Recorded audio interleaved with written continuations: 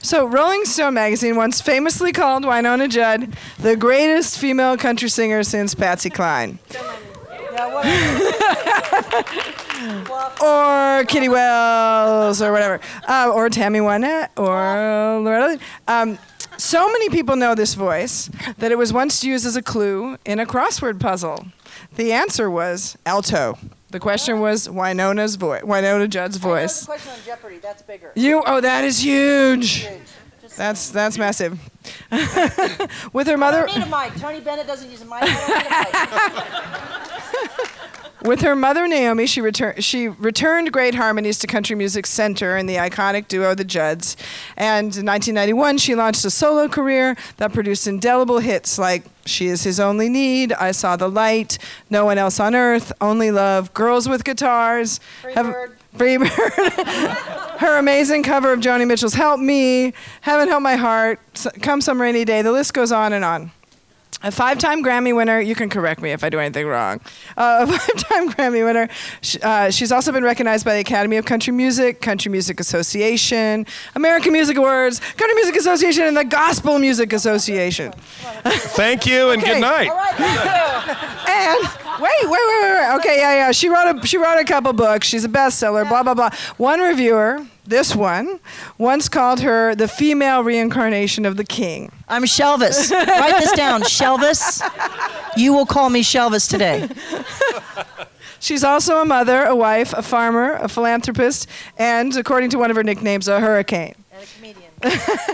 She is joined today by her husband, producer and collaborator, Cactus Mosier, a revered drummer who, with the band Highway 101, helped change the sound of country music and bring it back to its roots while also bringing it into a new era back in the day. And he's also been a renowned studio musician in Nashville for many years.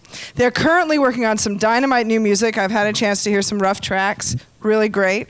And they're going to share it tonight. You weren't supposed to say that until later. Oh! And they're going to share it tonight in a showcase with their band, or a version of your band, The Big Noise, at St. David's Bethel Hall at midnight. So, without further ado, Wynonna Judd and Cactus Mosier. They say nothing good happens after midnight, but tonight it does. That's what your grandma said. You know what? I need to say this because I know some of you have never seen my show and you probably don't care. You just have nowhere to go because it's outside. They're here. The truth is, no, I know they're here. I self-deprecate. I think it's important that I say it's important today for me because I used to hang out here as a 15-year-old at Anton's. You don't know this. This isn't in the book. But I just ran into Ray Benson of Asleep at the Wheel, and he helped to give me my name from Wynonna Harris, who's a beautiful black bluesman. And my mama said, put an A on the end and you got Wynonna. So I changed my name to Wynonna thanks to Ray Benson. We were talking, and he said, I remember you being 14, and I hung out with the Fabulous Thunderbirds, Stevie Ray, and Jimmy Vaughn. So I have a history here, you people. Anton's, Congress. Yes, and so to be back here today doing the thing, I started out at Austin City Limits. It's one of our first shows.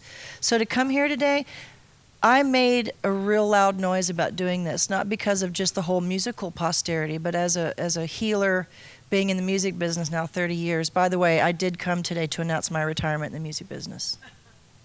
Are you serious? No. No.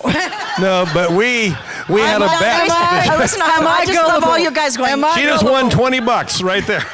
The reason I'm saying that is because I'm in a band now. I'm in a band now, and I'm part of it. I don't care about the success as much as I care about the excellence. So I'm retiring from the music business. I know someone's here from Curb. Haha. So I am rebellious today simply because I want to be that teenager that loves music like I do now. I just came from Stevie Nicks. I've got the boots I had made in the 80s on in her honor today. Ooh, I love them. And I just hung out with Stevie and watched her have a rebirth on stage night before last. And I'm telling you guys, talking to her for about an hour, we both have decided that it's all about the human experience. It's not just about, like you said, my Grammys are in a box in storage. I don't live defined by that. I'm defined by within. So what I was looking at were all the streets today, coming here and going. I remember being 14 years old, before I ever had success, who was I? And I want to get back to the well and find out what it is I love about music. This is one of the first stops on that journey. Don't you think that's interesting timing? I met you just now, and I know your herstory, and I have one, and Cactus, I will let you talk. I'll sign over here. But I want you to know, you guys, how grateful I am. I just think I need to say that first. The rest of the stuff will speak for itself. I'm so grateful to be here because we came down just for this. We drove 15 hours just to be here because we are dedicated to the cause. And when we're called, we come because this is special. This isn't just looks good on her resume and all that, yay, that's great. That, that's going to get me in the door. But what I'm looking forward to tonight is showing people how you can become better, not bitter, having had all the crap happen to you that's happened to you. Tonight is a celebration. And so I've come to do just that. So you can ask me some questions and I may answer, but I'm more interested in telling you guys what I'm not doing and what I'm not interested in, because so many people talk smack and I just want to dispel. Like I heard Stevie, guys, she sings live, you guys. She's not through, let's start there, that kind of stuff. I want to talk about the real. So. All my questions are about music. Okay, I have well, no then interest you in can talk gossip. now. If you want to, you guys know where to find the gossip. Yes. It's not here, not in this room right now. We're going to talk about music. We're going to talk about art. And we're going to talk about Cactus. I do have one more. I have one more controversial thing. Everybody's been on my Twitter site about Ashley. Would you guys go on at Ashley Judd Music and say, "Hey, I saw your sister at South by Southwest, and you guys can get a picture of us kissing." And will you put it on her site for me today? Seriously, I'm so sick of everybody on my site. I need a little revenge. A dish best served cold. Well, I want A dish best served through Instagram, apparently, and Twitter. I want to add to what she said. Two things, actually, what you both have said. I agree with everything you said in that intro that my wife always will shake her head. When I first heard this woman sing Highway 101 and the Judds toured together for an entire year, I would go to sound checks and watch her not do the show version of all those songs, but just play with the melodies and play with it. No, not talking about that. Your mother wasn't there. And I would just sit out there, this was in 1989, 1990, and watch and go, what an amazing thing. That's like having a Ferrari in the garage. It's an incredible gift. So, yes, I totally agree that those kind of stylists, which are really rare and few and far between in all art forms, Tammy Wynette, as you mentioned, maybe Honey, or there's certain people, Tony Bennett. There's in all forms. There's different people that you just Bono. You go, oh my God, I know who that is. Well, there isn't a song that comes on when she's singing that you don't go, oh, I know exactly. And that to me is one of the real true sort of markings in our generations of these great singers that we all get to hear, but still have a few that are like that. Absolutely. As a producer, I did a big interview yesterday in Nashville for an upcoming producers roundtable thing I'm going to speak at, and they said, but you have to answer to us because you're working with one of the greatest singers of all time in the studio. Now, what's that like? And I said, well, it's challenging. For starters, when we first began, we were actually dating and no one knew it, but it was very, And I remember the first time I reached over to the board and go, to talk back. So you're used to talking to singers and going, hey, would you try this or do this or whatever? And generally getting vocals is always like, oh my God, we cut the tracks. It's been fun. Now, oh no, we have to get vocals. And it's just like, So with her, it was already great, but I was thinking, I'd like to just have her try something. But it was just like, honey, would you mind just trying a different, And it took me a little while to get brave enough because it's all great every time. And she can sing so many ways. That's the challenge. It'll sound great in her jazzy little, like the Joni. When she did that Joni track, she played it for me way back, and I was like thinking, that's Joni singing, but it was you. And so it's a very intriguing thing. So yes, thankfully it is all about the music. This new record is exciting, but it's such a joy to be able to, even though she is my bride, to be able to work with this kind of talent has been a dream since 1989 or 1990. So. Well, the one thing, yay, let's hear it. Hey, Wynonna. I am awesome. Well, and I'm part of a team. Going all the way back, I did read your autobiography and I found it very inspiring. And He just got here, so I was trying to One thing is, I found going all the way back to your youth and living in Chanticleer. No, but I want to talk about that because for anyone who hasn't read, it's very inspiring to read about how you learned to sing in this place where many kinds of artists were, where it was just about being around the table. And I wonder if you can talk a little bit about how that formed you as a youth, just that music making us part of daily life, as opposed to part of the Nashville machine or, part of I can entertainment. because I'm dealing with my own children. He has 3, I have 2, together we have 5. We have bonus children. Today's children, God love them, they are so inundated. And when we were kids, we couldn't come in until dark. I'd say it on stage a lot. We didn't have Facebook, we had face-to-face. Ashley and I were, 9 times out of 10, we were here, or she was down here and I was on top of her, which I love to tell that story. Because I was sort of her first acting coach, I say, and I go into this whole thing, but the bottom line was we were so without that it forced us to resort to our own creativities.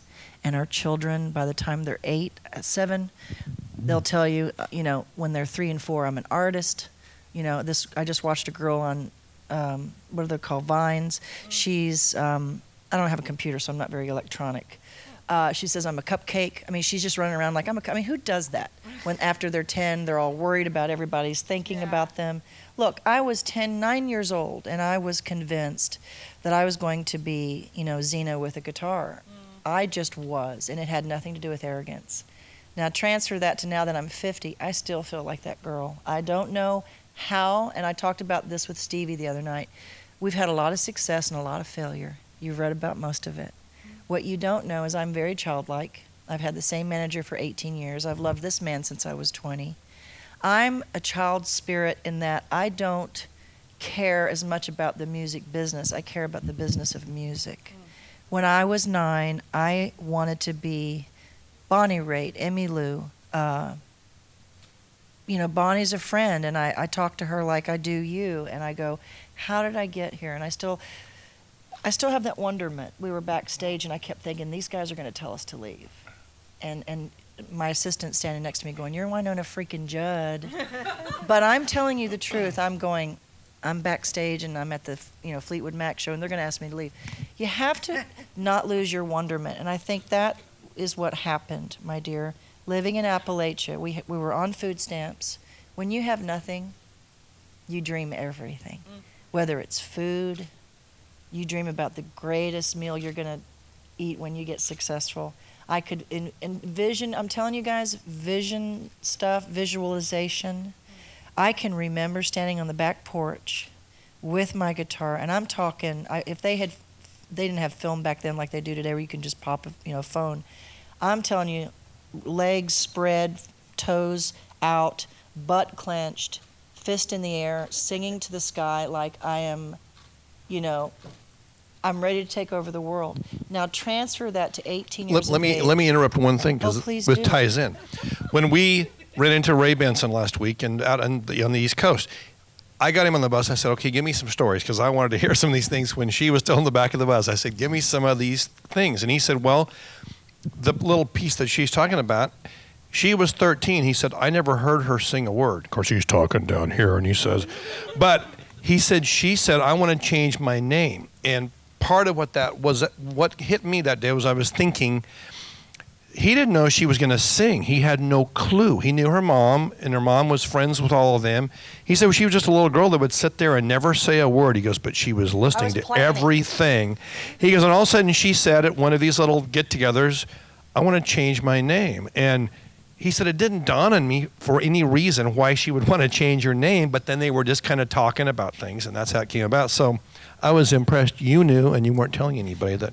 You have kids, and you know how they'll come to you. They're like little sponges, and they take in everything we tell them. And I have a whole thing. On Twitter every day, I'm always talking to, Lennon and Maisie. I was talking to Lennon the other night, and I was like, don't ever let them tell you who you are.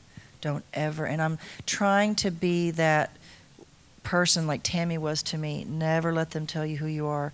And she had said there are singers and there are stylists. I have been planning this since I was 9 years old, whether it was changing my name, getting my ducks in a row. Yes, I spent 10 years trying to match my mother's outfits. Meanwhile, I'm collecting feathers and these things are from the Vatican. I've got these boots made because they're Stevie. I'm a combination. I mean, Hart's my friend. We all have same hair. We give each other hair things. Here's blue. Here's blue for you, Ann, because you're dark-headed. They give me pink. I mean, we're always gypsy, sort of bohemian. Look, I may have been in country music because that's where I landed in Nashville in 1978. Prior to that, we were here in Austin for a summer, and it changed my life. I sat and watched Stevie Ray Vaughan practice guitar. I'm 14 years old, for crying out loud, and I feel that today. And here I am back as an artist with my husband, who I've loved since I was 20, go figure. And all I can tell you guys is never underestimate moments of simplistic, someone says something to you. My 8th grade teacher said, "You're special." I didn't have a father, and that stuck. So I think when you say that, Appalachia was my first canvas. It was definitely, I had a guitar someone had given to my mother, gut string, very cheap, but I had no radio. We had a radio, but no TV, no telephone. Take away the electronics. Ask them questions. Bye. Hope you got what you needed, man. Wynonna, just in case. Midnight, Bethel Hall. These young kids have no attention span. They have another party to go to. I get it. You'll notice I notice everything now. When I was 20, I would not have noticed that. I think it's important to take away the electronics. I sat on the porch the other night till 3 a.m. with nothing and just listened to the night sounds. And I started thinking, what do I want to accomplish here in Austin? And I thought I just want to sing to the best of my ability.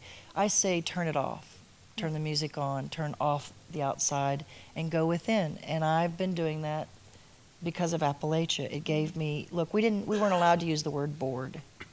You know, kids today. Right. More. Only boring people get bored. My mother always said. That's a good one. That's nicely done. Yeah. So, next question. Next question is for both of you, actually. So I alluded to this in my brilliant introduction. Both of you were part of the shift in country music in the 80s, which is really part of a cycle that's always continuing. But at that time, you know, and into the 90s, so also into the 90s, you know, people like Dwight Yoakam, people like Lyle Lovett, who's here doing another panel right now. You know, even some of Reba McEntire's music, but of Emmylou you mentioned, Bonnie Raitt in a different way. You know, it was traditional music with a young feeling. Mm-hmm. And I wonder if you can go back to the beginning of both of your careers and talk about that. One excites me. It was, I had a feathered haircut. It was lovely. It was not a mullet, honey. Bono had a mullet too, so that part of our lives I think is so awesome. It was when you look back, and I've said this conversation not that long back. I said at the day the first Highway 101 record came out, which was in December of 1987. Everybody said, "Well, it's never going to happen because all the staff has been off on vacation, the business is shut down," and it just happened to work. But that was happening a lot because if you can imagine this, during that time frame on what is, you know, mainstream country music radio, it was Lyle Lovett, the Dirt Band, Steve Earle, Katie Lang, the Judds, the O'Kanes, Highway 101, Rodney Crowell, Foster maybe? and Lloyd, who? Maybe Rodney Crowell was here? Rodney came right along, kind of like right after that. Emmylou. There was all of this really amazing artistry happening that every single act, you would know. I mean, like I said, every one of those records sounded so different and so unique. And to me, that is, I mean, it gets me right now. I get goosebumps thinking of that much amazing music being given to a public and letting them to go, you know, have the chance to choose yes or no. Part of what is happening right now for she and I believe, and for this band, The Big Noise, is that when we talk about this, it's almost like, I feel like I felt when I was a kid, like in junior high, getting ready to play the high school dance, you know, and you were like the little guy and going, "Oh, hope they like us, or if they don't, they'll beat us up. They're bigger." But it's that excitement of laying in bed and dreaming about Friday night when we get to play a dance, you know. And we go to sound check every day now and can't wait to go in there and just start playing music for the day. And that is the most amazing blessing.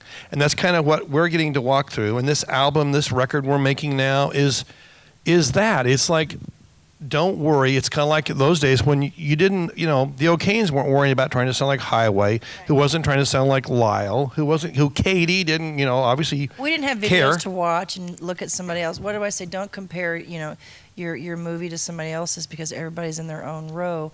And I think today there's too much comparison is just like worry is the thief of joy. Well, marketing took over music, Yeah, and we it didn't has have all strangled that. it. We had authentic energy, which, as you know, when you want to get back to the reason you love something, whether it's a relationship personally or your job, why did you begin to write? I'll ask an interviewer, and I'm curious to hear from you all. I prefer a towns meeting than just a speech. I can do that with my kids anytime. Yeah, we're going to open it up to questions Yeah, in a bit. I love that because I'm interested to know what you're thinking. I really want to encourage you to not listen because the world yells and God whispers, I always say. And spiritually speaking, I think I'm 50 years old and there's a lot of noise and there's a lot of, whether it's the label or a critic at the show or a fan, never be defined by the noise out here, be defined within. That's easier said than done. I will admit I have a boundary around me.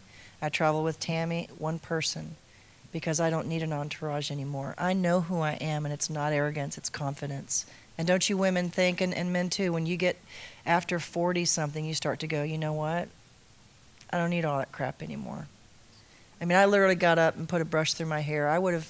10 years ago, I would have been getting ready for 3 hours and made everything, perfectionism. I'm a recovering perfectionist. And I think, believe me, I'm a work in progress, but I think it's more important to, we just finished a tour, 3 musicians. I come out by myself playing my guitar. I haven't done that since 1984. Wow. And that's scarier than hell. I'm telling you, I was literally doing this the first night, and I was scared to death. Think about it. Nobody would assume that because I've done so much in my career. But there's a vulnerability. I've been connecting with Brene Brown. She's one of my favorite women writer, speakers, authors. And she continues to say, tell your story. Mm-hmm. And it's a tragic comedy, We know about the artists formerly known as the Judds. We know about all that TMZ stuff. What's important now is I'm a survivor and I'm not a victim. Everything that has ever happened to me, good or bad, has made me sing from my toenails. In a way, I literally the other night took my shoes off. We were doing Crossroads, and I'm going, down at the crossroads, and I've got my feet out here like this, and somebody took a picture, and it's the most unattractive, not feminine, and I was thrilled because I thought some kid's going to see that and go, I had no idea she still had that passion. I care more about that than I do getting a good review. I just do. Well, that makes me that leads into another question I have, which is that throughout your career, you've always connected with gospel traditions. I think both white Southern gospel and African American gospel. And I wondered if you could talk a little bit about. I got to meet the Fairfield Four yesterday and the McCrarys, and that was so great. And I wonder if you could talk about the meaning of gospel music in your life and how it plays out in how you sing. And oh my gosh! By the way, the Fairfield Four were some of the first men that I ever did not correct when they said Wyoma. Because I thought, reverence, I'm not going to do it. I am absolutely soul on the inside. I was raised around, look, they held snakes at our church that we went to. And then I went from that to the all-black church because we were working with, we knew Loretta Lynn and her backup singer, beautiful black man. I can't remember his name because I was like 15, 16. We went to an all-black church, and I went, this is where I belong. There's something about that sound. And yes, I've always been drawn to, my pop sang for Elvis, so of course I love the gospel. I love the harmony. Right. I love the tradition. I've been to Graceland. I'm one of the only artists to ever have worn his cape and belt at the same time. I know, it's on my resume. It's pretty cool. But like the Blackwood Brothers or the Statesmen. I literally went through Elvis's clothes and I thought, what was it like then? He loved Tell gospel him music. exactly what you really wanted to do in his I wanted to wear it to the grocery store, but I couldn't because I had signed a waiver. Anyway, Well, you know, the serious. first. Can you imagine me in Kroger with Wynonna, the first time I heard "Let's Make a Baby I'm King," serious. I thought it was Yeah. about Elvis. I didn't realize it was about the Lord. Yeah, because I was 18. Elvis was 18. I was the second artist, I think RCA said, since Elvis. I have a thing about his vulnerability, and he didn't. Look, guys, he took a pair of pants and put down a stripe down the side because he liked it. And all of a sudden he's, what, is he trying to be black? No, he's doing it because he likes it. He was ignorant. There was naivete. There was a sense of wonderment. There was a sense of, I just like this. And I related to that because at 18, I didn't have a clue. I didn't understand percentages and statistics. And look, all I know is that soul, the spirit, what are we? We're spirits having a human experience. And anything that I hear, whether it's Aretha or Susan Tedeschi, when I hear her sing and she wails and puts her head back and just guttural, primal sounds come out of her, I'm drawn to that. Pain, I've had a lot of it in my life, and I think I prefer the angst over the angelic. I just do. I mean, I love, You can do Celine's angelic, though. voice. When I hear her singing and I hear Mariah Carey do that thing she does where it's like above the normal sound level, I go, how does she do that? But I tell you, I'm more drawn to the wail of the angst and the pain than I am the joy, unless it's joy as in watching Stevie. She did this dance that I still can't get out of my head of just joy in a way that comes from a brokenness. That's a beautiful way to put it. Well, also, both of you, I think, have so much rock and roll in what you do. And I wondered if you could address a question I've long had, which is, and I know from a business standpoint how it developed and historically, but is there any usefulness to the separation between rock and country? Is there any point to it? I think that has kind of left. The line that used to be there that was really obvious. I mean, I think modern country, and I know that part of what you said earlier too, I've a few times been almost apologetic because there's some that think modern, country has really lost its roots. Well, it is a different whole stream. It's no longer tied as much to probably what, Americana rootsy kind of country music is. And I used to once in a while kind of say, well, I have to almost apologize because with Highway, as a lot of the bands I mentioned earlier, we were doing really kind of straight ahead hardcore country music, songs like Cry, Cry, Cry that we first cut, and some of those things were, I mean, if you heard the demos and that's just how we played them, and we definitely came from an exuberant, more rock and roll attitude. So we did put that stamp on it, and a few years later, I had a few guys go, man, country really got screwed up. Highway, you guys are really to be blamed. You really screwed things up. And I went, well, no, we didn't. It was going to happen. The hip hop community has infiltrated the globe. Country music is using those same loops, those same starting points. When you're in a writing session these days, guys are as often trying to rap a lyric as they are trying to sing a lyric to get that kind of a cadence. So I think that was a part of an influence. But really, rock and roll has sort of kind of come alongside, and they're sort of the same thing. I mean, really, I think they are. When you hear the Foo Fighters, you go, honestly, had they came out right now, they'd be shopping a deal in Nashville. They totally would. That is so there true. Wouldn't be, and in reality, in this kind of an odd way, there is a little bit of a sadness because there isn't really rock music that's sort of coming to the forefront right now, as we all know. But hopefully that's part of just a whole movement of just letting there be good music. When I was a kid, and you could turn on the radio and hear J.J. Cale, Led Zeppelin, all these things on the same format, you got to have a really broader expanse of music, listening to Cat Stevens while you were listening to a Zeppelin record the next thing. And that, to me, I think was super healthy. Bands used to come and bring their kids and say, I'm really trying to get him converted, we'd be in the autograph line to a country music fan. And the kid would be wearing a Guns N' Roses t-shirt. I go, well, why? There's two kinds of music, good and bad, period. Make him listen to Frank Sinatra, make him listen to Eminem, make him listen to everything so he can choose what he really likes and what he is passionate about. So, but I do think they've kind of become synonymous, as one art form. I mean, I know I saw Jason Aldean last year, and it was like Nickelback exactly. I mean, pretty much exactly. So change the singer, and you got the same record. Yeah. Right, exactly. So you're mentioning kids. Are your kids musical? Are they pursuing music? I'm curious about that. Well, I have one. I have two music lovers, but who kind of watched the music business and went, I will never do that, Dad. That's god awful. No, never. I would never be my career. But my youngest, who's now 20, was a great guitar player. She was delightful enough to, at our first big noise show, invited him up, and he played really badass blues, slinky guitar. 2 years later, he's like, the guitars are put down, and he is spouting and spitting rhymes, and he's become a hip-hop guy and is building amazing beats, singing now. And, yeah, he's right now making a record, and he's out there, Wynonna Mosier, being, Mr. YouTube, here I am, and check me out. Yeah. Maybe we'll see him at South by Southwest next year. Very possible. Oh, I know we're going to make this a town meeting in just 1 second. I have one more question for you that I'm very curious about.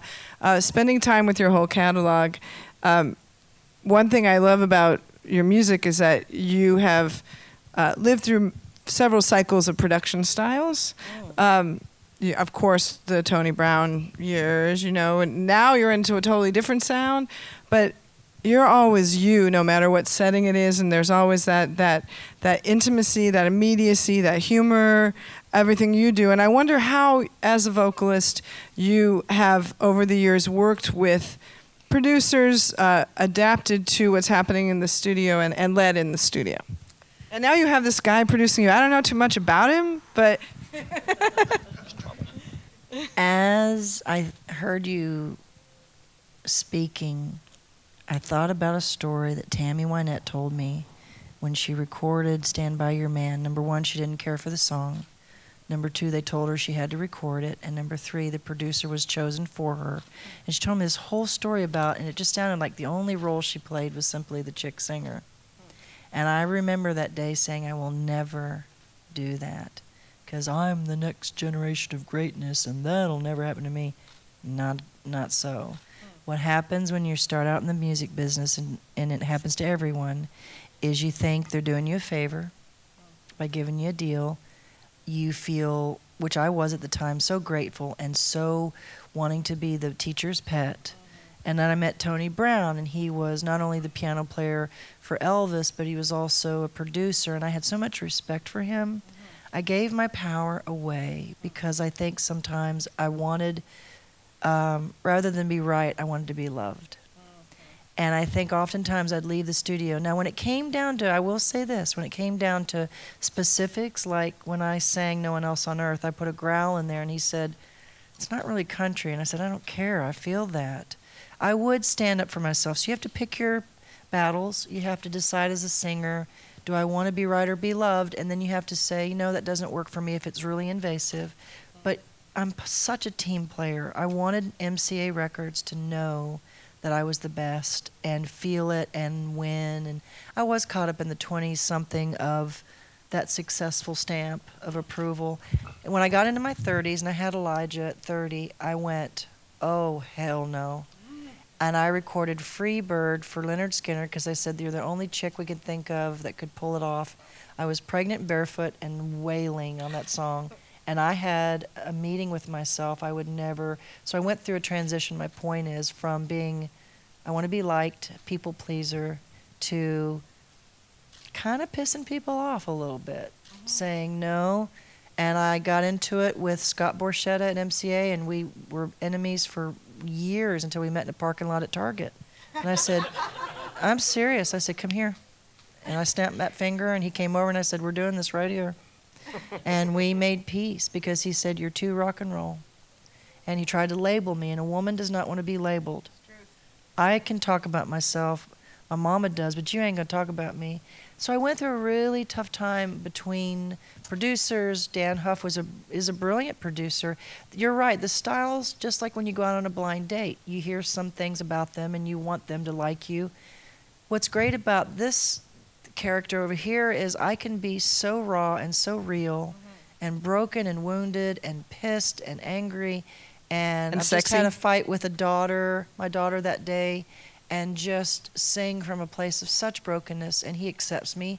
So I think it's important to pair up with someone who really knows you and allows you to be authentically yourself, because some producers come in with a calling card. I love, and I won't name names, but there are some producers, I swear to God, they think they're rock stars. They just do. And they're not. they may be the tree, but we're the fruit. And, you know, the foot cannot say to the hand, I don't need you. And so the producer, Tony Brown, was a master. However, I got lost in a little bit of that because I attached myself to him. And I didn't hold my own because I was young. And thank God, though, on She's Only Need, I worked for 2 weeks getting that vocal because I wouldn't let him use Pro Tools. And he was like, we could fly the vocal in, which means you can take a vocal and attach it to the second and third. And I said, no, I have to, because I come from the school of if you can't do it live, shut up your face. And that was before all the electronic crap. So, and crap meaning that it fixes stuff that's not. Look, I'm perfectly imperfect, and I told him that. And I said, I'm going to have to sing this live, as you'll hear me sing it tonight, with a guitar. Right. I can't stand behind production. Right. But with this one, he'll say, honey, a little less of the growl, and a little bit more of that, you know, Wynonna that is vulnerable. And I'm like, okay.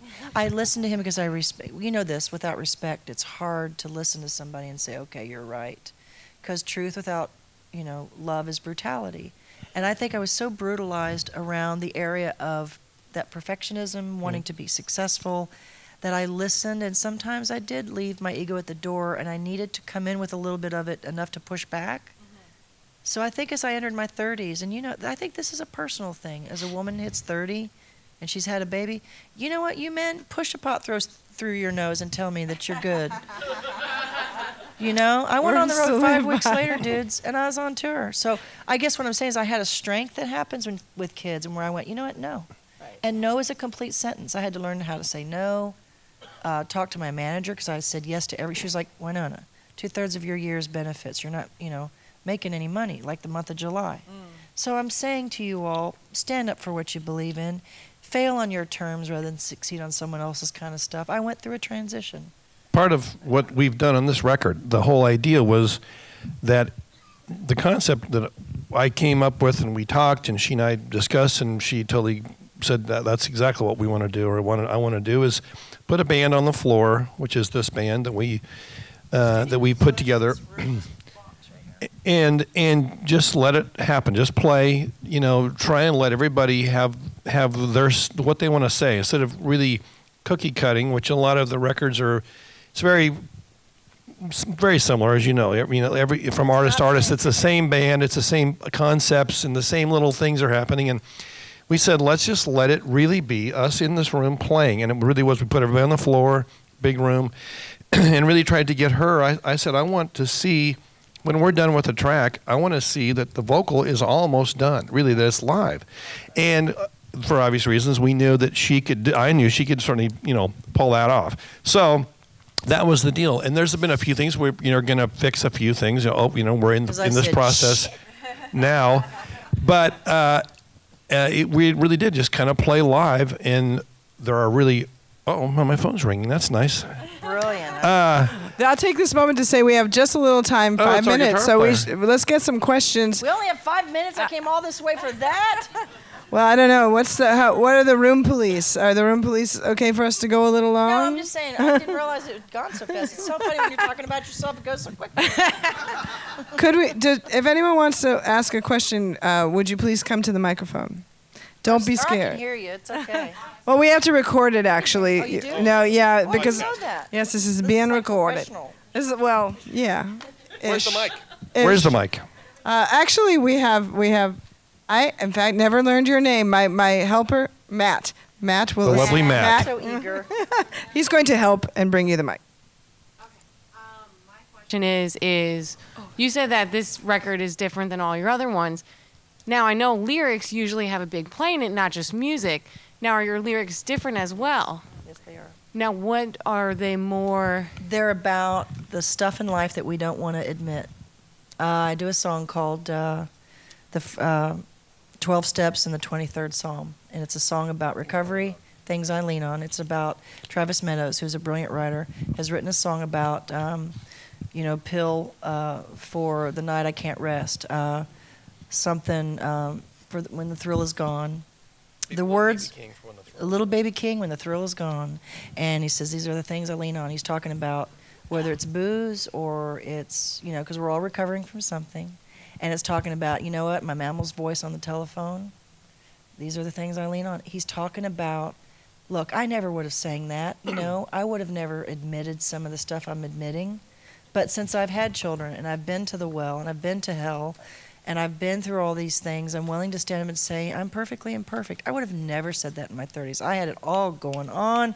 We call it the tap dance with a load in your pants. What a visual is that, right? So that is what a lot of my career is. Some of it Dancing came with out the of Stars, us. All that crap was me going, oh my God, what have I done? Now I'm singing about, you know what? I am dying from the sadness of my child leaving home. And as a mom, I am empty, and I'm sad, and I'm broken, and I still have a song in my heart. And people are weeping when they hear these songs because it's like, holy crap, this is too much. But it is life, people. It's not just, oh, this is a little ditty I wrote about having a great day. And we did write some of, No. some of the stuff that It's we've hard. written for it is It's about, there's a hard. song called Something You Can't Live Without, about she and I coming together. About you and I giving each other that look, you know, that look. You need to know me. It's just, yes, you're right. The lyrics, I am an interpreter. I know how to take a lyric and beat the crap out of it and make it mine, and I have. And it's painful, it's real, and it's something that I'm proud of, and I'm scared to death because it's that vulnerable to put that out there and watch people go, oh, so she's not as together as we thought. You know, because a lot of entertainers and people in the music business as well as art, period, we try to act like we all have this formula for success and all the things buttoned up. No, we show up with what we have and we just pray to God that He meets us in the middle. And I'm so sick and tired of people walking in like they're all that. And look, we're all dying. You know, I was backstage with Stevie and I'm looking at, she's wearing the same Uggs that I wear on the road. This is Stevie freaking Nicks, people. She's got on Uggs because, you know, her feet hurt. She's tired. You know, but she would never walk into a press conference with that, I don't think. Because you never know, though. She might not care. But she's so real, she might actually. I interviewed her You for know the what I'm conference. saying? I can't remember what she wore. You know what I I'm think saying, something like though? those. Yeah, no, I get it. We No. all want to, you know, act like we're all, oh, this is natural. You know, it's not. Right. So I Right. think what you're saying is the words are just as equally important as It was a big part of notes. picking songs or stuff we wrote. What I was say this the to lyric. you. How old are you? 25. Okay, you're 25. So if I'm 50, what would I say to a 25-year-old? There are songs I can actually say to you that are conversations that I'm able to have with you and understand you. Part of the record was because of not being so worried about the box it's going to go into, just making a great musical, you know, adventure. That Making a record we love. made the lyrical content be much broader because it's pretty narrow right now in a lot of the country music stuff that's happening, and we're going, that's not believable. She's not in a truck in a pasture going to a party every I'm night. in a you know? truck, but I'm not looking. And I'm not kicking it in the sticks. Every weekend, people. Not in every Gulf weekend is Shores. not spring break. So Right, we you're not in brought- Gulf Shores, Alabama. I'm not kicking in Drinking- the sticks. Right. Chicks don't kick in the sticks when they're 50 and they've got 15 things to do. Anyway, go ahead. Next question. One more question. Hi, Wynonna. I've been a fan of yours for a long time, and one of my greatest memories is seeing you in a Kmart parking lot in Franklin, Tennessee. Yeah. Do you remember that? Highlight. Anyway. You seem happier now than I've seen you in a really long time, and I think it's a lot to do with this guy. So I just want to know a little bit about how you guys finally coming together and saying, hey, you're it for me, has changed your lives. I didn't say, hey, you're it for me. It happened really strangely, but the bottom line, we don't have a lot of time, is we started dating and we got married, and 2 months later he lost his leg in a motorcycle wreck. This is all titanium. And I watched the whole It's a thing percussion happen, instrument. and it either makes you or breaks you. And let's just put it this way. We are bonded for life. I'm in the shower with him as he showers, literally holding him up. So, yeah, there's a whole thing. You can go and watch the documentary on YouTube, The Road Back, and that'll explain some of it. The bottom line is no man has ever smacked my butt on stage. No man has ever stood in the shower and come out and gone, ta-da! like it's a gift or something. An hour before we go on stage together. Do you see my point? No man has ever had the guts. I almost said the balls, but I didn't. The guts. Go for it, honey. The guts to ever say, you know what? You need to sit down. And he'll be, you know, but I know he's funny, but he's serious. My point is, look, I shared the bus with my mother for 10 years. I'm not scared of much. I'm not scared of much. I'm just not, okay? This man has got my number, and I'm not thrilled, but I accept it because he knows me. And to be known, to be understood, to be able to say, I'm really, really having a hard time, and him not judge you, and to meet you there in that place. He's just he's my partner. I can't honestly say that I've ever had a partnership this equal. Because as an alpha female, I thought at one point, I think my mom even said, you know what? We're just like one step away from being able to self-pollinate pretty much. Because I was raised with women. You know, I needed a man to come in. What did Marty Stewart say? She needed a man like you to come in and kick her ass. He did say that. He did. So I think that's, we're like Ricky and Lucy. You know, we are so, he plays the drums and I do comedy. And we're having the time of our life. And the show tonight will be about, there are times when I'll forget the words and he'll do a drum solo and get the freaking standing ovation and I just look at him like. Or I just start singing. Healthy competition. It's all joy and celebration. I see a question back here. Yeah, hi. My name's Janita, and I'm a bass player and singer, and I've been playing for about 25 years, but in the rock and the punk scene. And I was really curious, you've had such an expansive career in country music, and how has the music industry's idea of women in country music changed? I know how it has in rock, and it's getting a little bit more equal. But have you seen a shift now that we have so much more equality? You know what? I'm just going to tell you, people want a brilliant answer. The bottom line is it's all the same. I mean, Stevie and I talk about the very same thing that I talk about with, a Britney Spears, everybody is dealing with the same crap of, look, it's seasonal. Women right now are not kicking, for instance, butt like they were 5 years ago. But let me tell you something: the seasons change. I'm a big believer in, we have 4 seasons for a reason. God made the winter to get us, spring to get us through the winter. Point is, I think women are fighting for their own rights more. Yes, I think individuals are. I don't know that I've seen a paradigm. I don't know that I've seen this major thing that's been like, okay, this is a marker. I will tell you this, that I've watched Loretta and I've watched Tammy and I've watched Dolly and they've told me stuff. I'm not having to put up with the crap they are. Not the stuff they did. No, yeah. And I know that there are girls that they're, over here, and I'm now the mentor, and I'm seeing them get away. I'm like, she just got a whole line of free clothes. I never got free clothes. So I do see that kind of stuff, and I go, well, how did she do that? Interesting. I see a lot of things happening, a lot of entitlement. I see a lot of good, and I see a lot of entitlement and attitude. But women are seeing that they have more of a voice. They may not be heard in terms of, you're not going to change the law today, but I will tell you this, I do see women coming in and saying, no, I'm not going to do that. I think in country music, as you probably are well aware, hearing Casey Musgrave be able to write the kind of songs and sing about what she's singing and have it work and kind of cross other lines. She had the pill, and don't have true. Drinking with Lovin' on Your Mind, so she did the same thing. You're it's right. Cyclical, Casey's much more like maybe in your face a little bit, but Loretta was considered. Loretta was pretty in your face. And that's true too. That's a good point. What do you think about women getting on country radio today? There's a lot of talk about how difficult it is. I think it's. I don't pay much attention to it. I will tell you guys this. You may ask me questions. I don't pay attention to a lot of stuff because it brings me to my knees, and I get very aggravated and frustrated. I feel like everybody should have their chance, but I don't know. I really don't. I do know that I hear stuff and I go, yeah, whatever, because I'm so busy trying to dress and show up on time. I don't pay attention to a lot of stuff. And make music. I have a naivete, in other words. So I think that there is a lot of crap out there, but there will always be a lot of crap out there. You got to weed through it. Yeah, that's an interesting thing. I don't understand that for sure. I mean, right now it's exciting to have, like I said, with her, with Casey, or with Brandy Carlisle having the success she's having. I mean, it's infantile.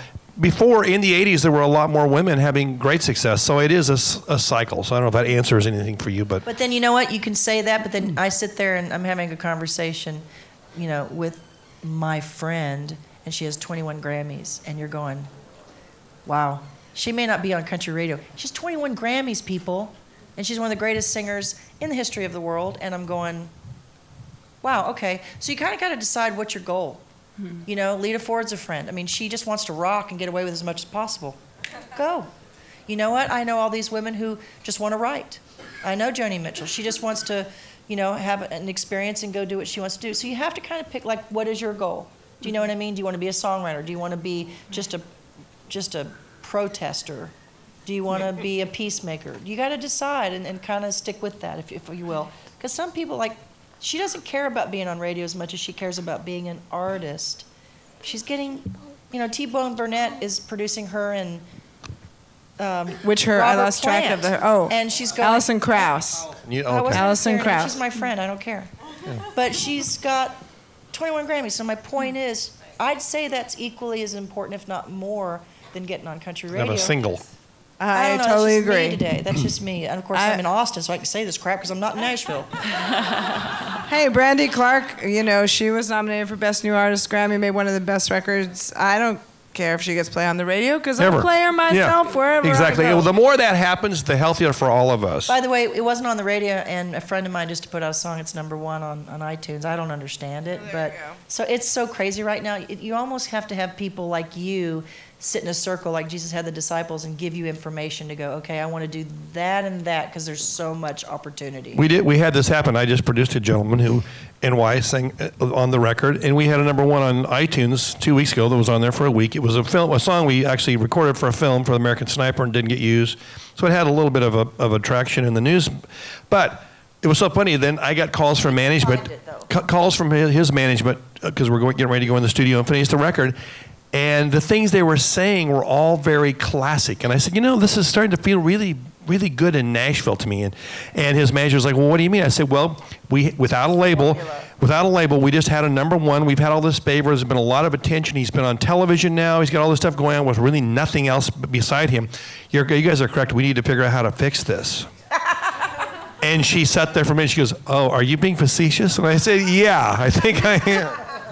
If it ain't broke, don't fix it. So I don't know if that answers your question. It just, look, you know what? I will say this, and maybe this covers a lot of sins. I was raised genderless. My mother, I don't ever remember her saying, wear a dress, you're a girl. Or she raised two I don't even have to go there. You'll know exactly what I mean. We have a voice and we know how to use it, whether we can produce children or not. We don't think that way. People don't understand that. That's okay. I know that women talk about women's rights and all this stuff. I look at Ashley or my mom and go, it has nothing to do that for me. I can go in and sing just as good, if not better, than, you know, all the men who opened for me. Wink, wink, Garth Brooks when you were a puppy. He's a friend. My point is, I don't think that way. Do you know what I mean? Whether I'm on radio or not, I really don't, because I show up. A lot of times I'm the only country chick. But when I come off stage, I will tell you right now, I will have 4 of the most beautiful sisters with hair bigger than mine come up to me and go, I love your voice. And you know what I do? I go back to the bus and go, yay, God. Because my peers matter to me more than the stamp of approval on an award show. And I know people don't believe me. Do I want to play a Coliseum someday? Yeah, I'm getting ready to. But I love playing the theaters where I can see the whites of your eyes. And I want to come off stage and get on Twitter, somebody say, you made me cry. Thank you so much for your honesty and your empowerment You know what? Somebody and your else said heart. this, and I know we need to stop, but I just keep wanting to bless you guys and give you something to take away that's not about me. What is it? My mother always taught me, and I'll speak of her because she's going through a really tough time not being with me right now. We're both separated and we're both broken, but we're doing our thing. She says to me, strive for excellence, not success. And if you're lucky, you'll get both. Hello. One more You have another question? Wow, sorry, I'm just processing that. No, just let it sit. Yeah. Speaking of excellence, I was just I'm a singer-songwriter, and I'm just I've done a lot of live performing. I'm just getting into recording now, and I was just curious, as somebody who's so masterful, both mediums, live and on recording, if there's a way, when you're doing your vocals, do you think about that differently, and sort of how if you have a different approach, basically, when you're recording versus live. Do you sort of approach it with a different energy? We do a lot of what we would, just like a garage band. We get together and we hammer it out before we even go in the studio. So when we go in the studio, we can have, here's what I say, it's like a blind date. If you could get together before the blind date and say, I'm not going to talk about my weight, I'm not going to talk about what, and then have the blind date, could you not have more fun? It's kind of like that. We want to get together and say, let's get all this crap out of the way so when we get to the studio, we can just play. So I will tell you this, when I go in, I want to know if I'm going to curve the R or if I'm going to be more southern rock or I'm going to be, and I do have my categories in my brain where I go, you know what, I want to sound a little bit more kind than I do cantankerous. You know what I mean? I want to sound a little bit more maybe sassy mama than I do strict, do your chores. I think just like when Ashley's doing a script reading, she'll figure out the inflection later. She goes and just says the words. So I'll go in and look at the words and I'll process the words. We're singing about death, okay. And so he'll put me on a mic and he'll have me sit there and you know what?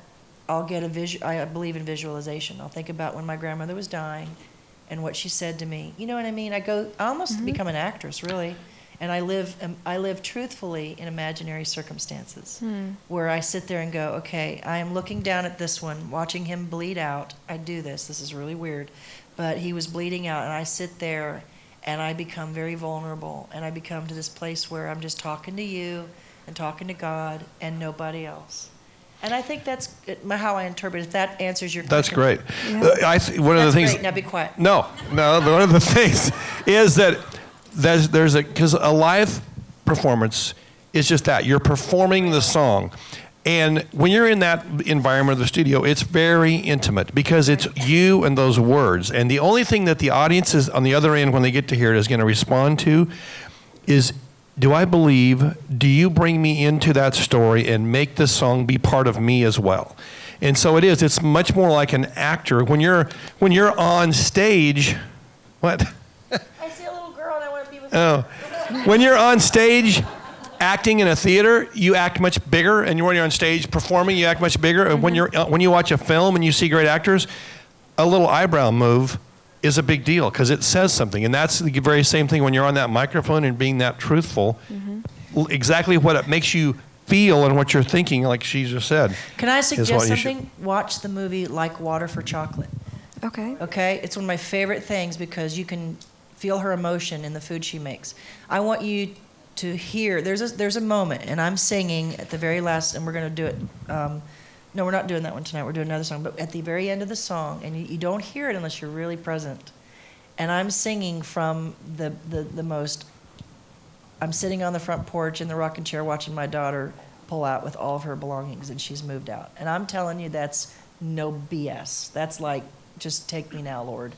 And I'm literally thinking about that, and I'm singing, and I can't do it without crying. I cry all the time.